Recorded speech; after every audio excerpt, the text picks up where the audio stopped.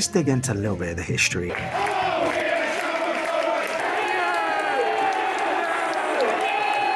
It's actually in this house right behind me where Shamrock Rovers had their first meeting. And they spent the next 10 years here in Phoenix Park before they moved to Dalymount. It's rocking it in now, I'll tell you. They are fabulous. Football.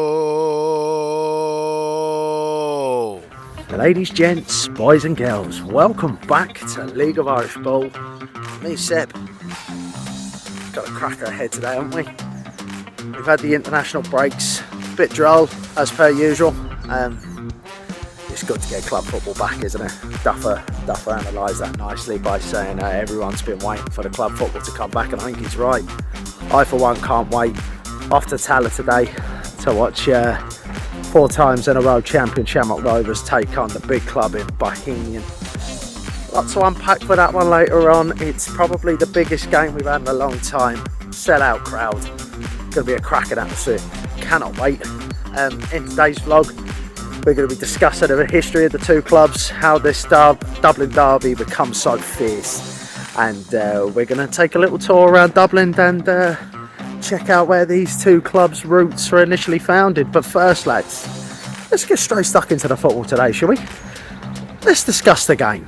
Shamrock Rovers, let's discuss them first. Got their first win of the season at Galway, didn't they? Kept a clean sheet. 1-0 against an organised Galway at DC Park. They had their chances in that game for sure. Galway kept it tight, but Rovers snuck over the line just in time for the international break. Get that first win out of the way. You'd fancy them at that international break to have reorganised, regrouped. They'd be hoping, but they come out a little bit stronger after that now. Kind of hadn't got out of second gear, so I would describe it. That's kind of how they performed last season as well, but I'm not too sure they'll get away with it if they carry on playing like that this way. Competitors around them have upped their game a little bit now, so you'd be hoping that they come out a little bit stronger for their sake, for sure. Pico Lopez would have bedded back in. You'd expect Lee Grace and Pico Lopez to form a strong bond there now. Back on the back line. Then Leon Poles would be bedded in. I'm sure they would have done some work on the training ground for those three to have a partnership now. And the new lads would have bedded in as well. Dara Burns looked bright against Derry when I see him. Hopefully McAnuff's not too far away from injury. I'm not too sure the score on that one, but hopefully he's not too far away now. And yeah, you'd be hoping they come out a little bit stronger than what they looked in general over that period. Bows then. Alan Reynolds' first game in the dugout. He said some big words this week, and I'm sure Bows fans will be right behind him in what he was saying. Discussed that they need a little bit more bite, not going to be so soft. He doesn't want such a nice team. He wants a team with a bit of bite about him, and I'm sure that'd be delightful on the Bows Ears fans, let me tell you. I'd be expecting to see him bringing a few players that have been kind of on the peripheral under Devine. I think you might see Danny Grant start to come back into the side. Wouldn't surprise me if you see Akintunde start up top tonight. A few players that have been around there for a long time. He might want to bring them back in. So for this game, what do I think? Well, I think it might come a little too soon for Reynolds, but the pressure is all on Shamrock Rovers tonight. And they deal with the pressure pretty well ordinarily. So I'm expecting someone along the lines of that again. I think Rovers will have a lot of the ball. I think Bows will press. I think they'll be determined. Wouldn't surprise me to see a few yellows, maybe even a red tonight. It's going to be a fiery occasion, 10,000 people there. Sell-out crowd. So hats off to absolutely everyone there. Brilliant to see such a good attendance, by the way. But it wouldn't surprise me to see a bit of a feisty affair. I think it might come a little too soon for Reynolds, but as long as they're showing signs of getting at teams, a bit of a style of play, a bit of determination. I'm going to go 3-1 Rovers. Slight improvement on their last score at Tallaght Stadium last season when it was 3-0. I think you'll see a slight improvement there, but Rovers will come out strong. They'll be up for this one. All the pressure's on them. They take it well. Shamrock Rovers win 3-1. Lads, I've done all my walking about. I'm going to treat myself to a little cheeky coffee. But in the meantime, let's discuss the history of this massive derby. How did it all start? Where did it all come about? let's dig into a little bit of the history and let's dig in and see where it all started. Bohemian are the older of the two football clubs and are the oldest Premier Division League of Ireland club that are still in existence, forming in 1890. Even at that time, they were one of the biggest clubs in Irish football. They were formed at Phoenix Park Gate Lodge by several college and school members.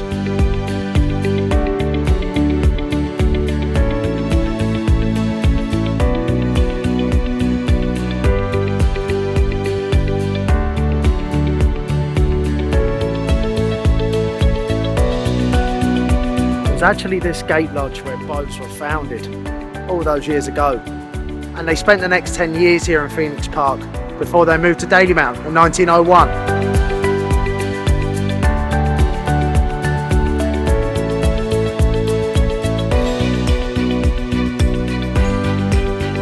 Those youths still play here in Phoenix Park to this day. That's their facilities.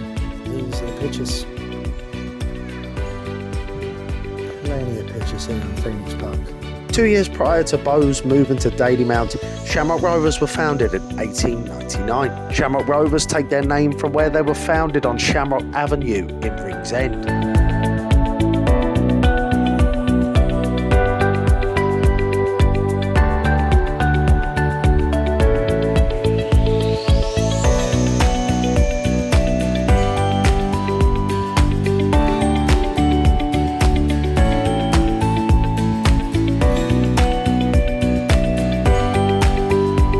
It's actually in this house right behind me where Shamrock Rovers had their first meeting to discuss becoming a football club.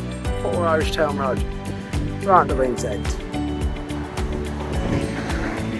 And there's the Rings End. Back then, Rovers played in stripes and were largely an amateur side, although still very successful in terms of honours, even back then.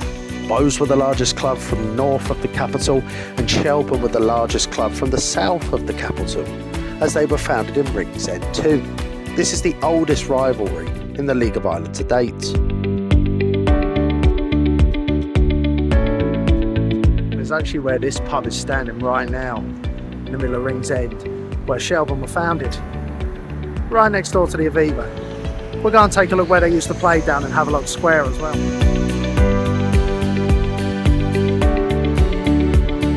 It's actually on this square right here where Shelburne used to play. There you go, look. The Viva's right there. Look at that. Oh, on top of that. That's where the Shells used to play. And right there is Shelburne Park. Rovers were climbing the scale well though, winning the County Dublin League and Leinster Senior Cup in 1904-1905 season, before having to pull out of the Senior League in 1906-07 due to scaling too quickly. It was in 1921-22 in which the League of Ireland was formed and the FAI was formed to break away from the IFA. Bohemian were a founding member of this organisation and have remained a part of it ever since. Shamrock Rovers in this same season were in the Leinster Senior League, in which they ended up winning comfortably and actually beating the well-established Bohemian Football Club on their way to the final of the FAI Cup, only to be beaten by St James Gate in a replay of the final. In 1922-23, Rovers' application to the League of Ireland was accepted, in which they moved to Milltown to improve their current facilities. This is where the club developed Glenmalure Park, in which they called home up until 1987. It was in the 1920s when the rivalry actually began, as the two clubs have won 3 titles each, and Rovers had been deemed the Cup Kings, winning the FAI Cup 5 times in a row.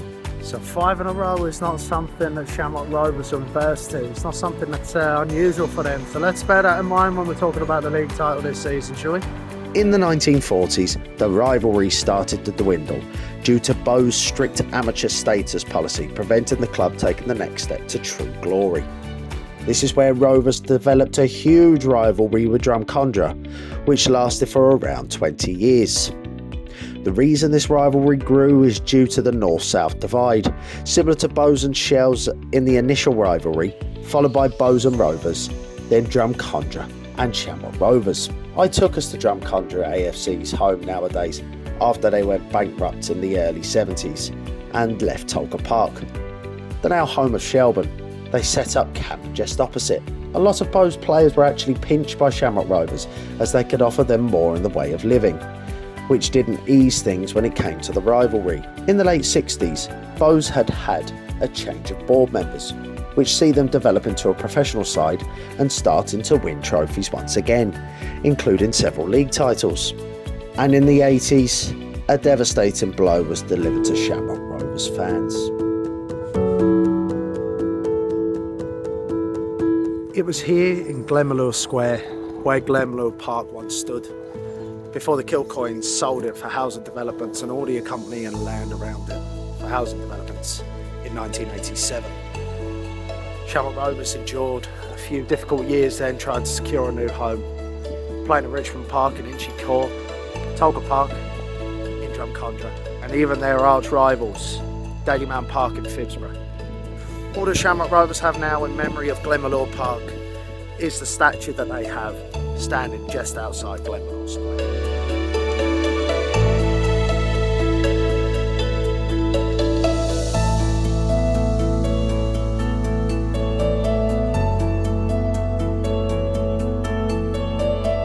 The 90s were tough years for the Hoops, in which they secured their new home in Tallaght halfway through the decade.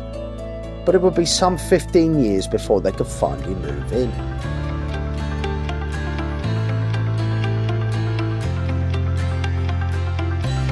Finally, Rovers moved into their new home, the Tallaght Stadium, which maintained their Southside status and has fuelled this rivalry between these two giants for over half a century.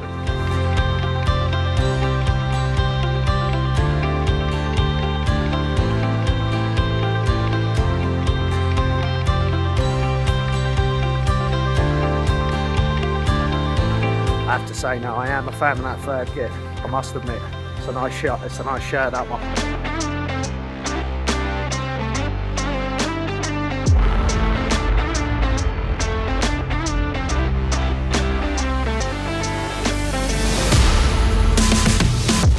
Stands looking really well in the new green tee.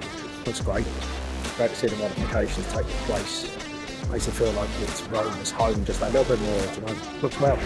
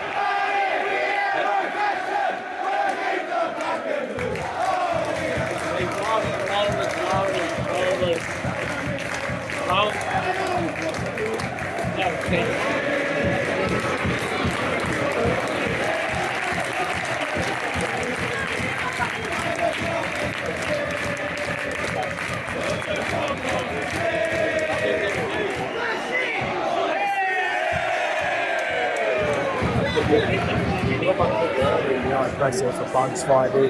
In a minute, really impressive height.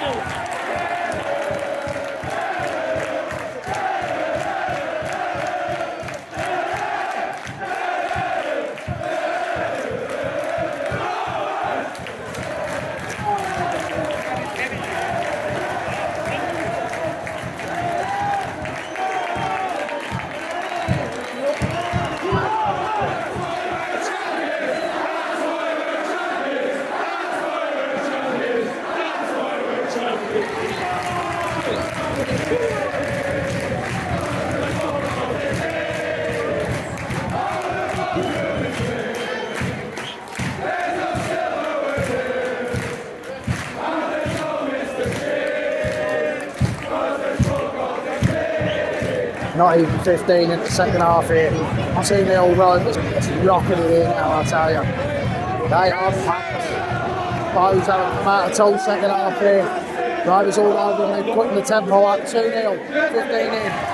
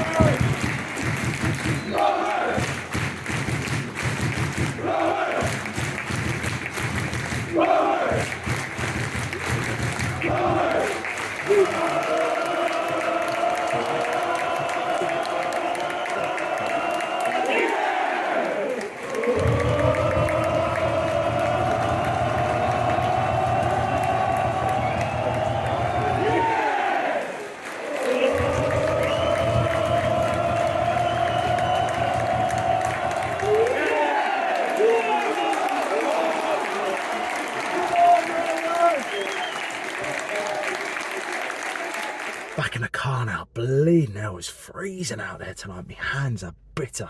Well, easy win in the end. Bows come out the traps, pressed real high, looked aggressive. Obviously, Reynolds had said get out nice and early. They obviously see a weakness at the back, playing it at the back, very slow from Rovers. And that's what it was first half. Rovers are very slow. They were just lucky that they've got really good ball players at the back to try and stick the ball over the top. That was what was kind of getting them out of jail. Dara Burns was good in the first half. I thought Bows held themselves well, but second half come along and Rovers stepped it up, and this is the moment we've been waiting for. Rovers to actually kick into gear, and that's what they've done. They were absolutely brilliant second half. They really, really played well. Bows, I don't think they were absolutely trampled on. I thought Rovers were just really, really good. They kind of did lose it towards the end, but I'd say that's a lack of confidence and a new manager there as well, not having enough time to drill it into them. But I think things will come right for Bows. They have a bit of a soft underbelly, but I think it'll come right for them in the end. But Rovers were fantastic. Dara Burns was absolutely brilliant. Graham Burt was good tonight. Gary O'Neill was good. Yeah, they were just brilliant. And then they got that consolation goal at the end, Bows did, to make sure that my prediction was correct. So there you go. Look, lads, we are live again tomorrow. Please don't forget to tune in. The audio will be addressed. It's completely sorted now, and the camera's sorted, so we're well away. Don't forget to like, comment, subscribe, hit that bell notification so you don't miss out on any of the content. And please make sure you're sharing with your mates or anyone who could potentially be interested. Oh, someone stuck their lights on there. Anyone who could potentially be interested. If you spread the content around, it means we could deliver better every week for yourselves. Listen, lads, all the best. Take care of yourselves.